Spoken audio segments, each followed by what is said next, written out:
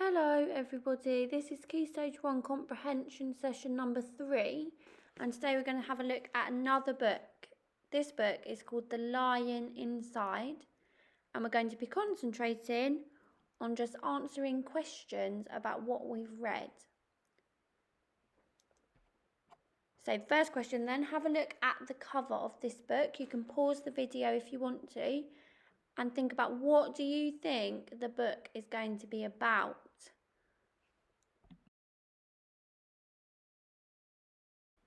So the story is called The Lion Inside, and it's written by Rachel Bright and Jim Field.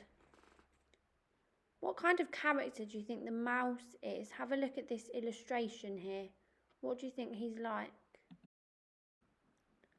In a dry, dusty place where the sand sparkled gold, stood a mighty flat rock, all craggy and old.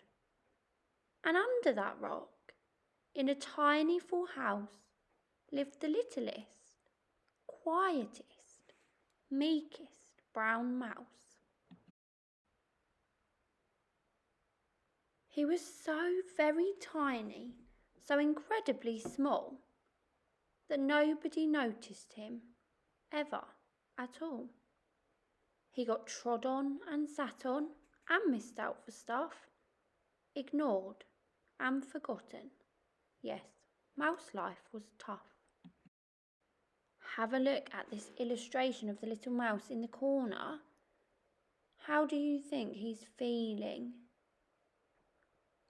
Why is he feeling that way? And what clues are there in the story and the illustrations to tell you how he's feeling?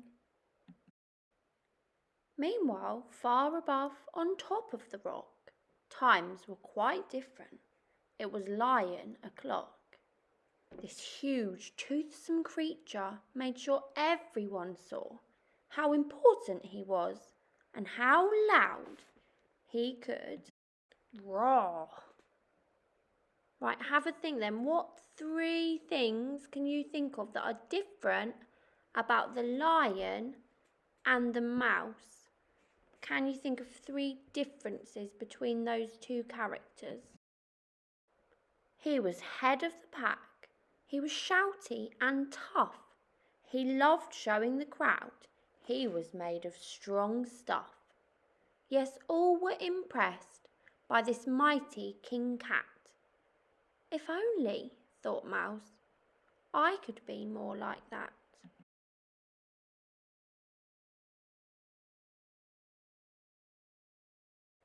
Then, late one dark night, in his Minnie Mouse bed, the cleverest thought popped into his head. He jumped from the covers and held up a paw.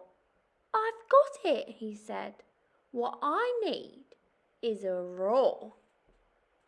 I mean, what if this mouse, with the weeniest squeak, was a little more grrr and a little less meek? Well, he'd still be the smallest of fuzzy brown mice, but he'd make friends and join in, and life would be nice. Why was the mouse so desperate to be a bit tougher, do you think? How does he think his life would change? Yes, thought the mouse, I must find out how. I will learn to roar, and I will learn it now. But, oh my gosh, there was only one beast who could teach him this thing, but might make him a feast. It was time to be strong, take a chance, after all. Forever was such a long time to feel small. So he made himself brave, and he thought like a winner. He set off for the top, hoping not to be dinner. It felt like the scariest thing he could do. But if you want things to change, you first have to change you.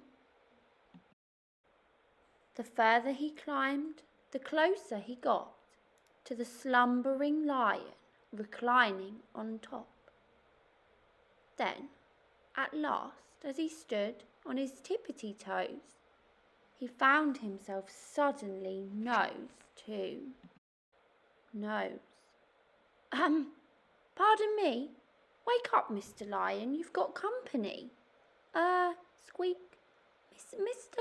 Lion, what I've come to you for is, Squeak, do you think you could teach me your roar?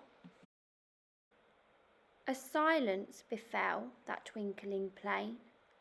Lion opened his eyes and puffed out his mane. Time slowed right down.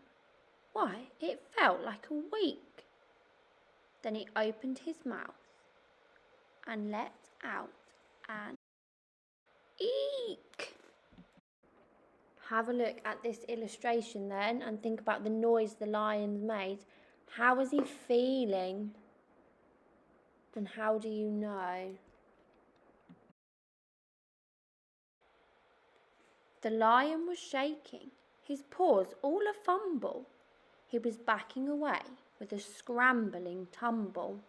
Oh, don't hurt me, he whimpered. Oh, try to be nice. Well, my goodness, this lion was frightened of mice. Don't worry, Mouse peeped. I'm a friend, not a foe. Let's rock this together.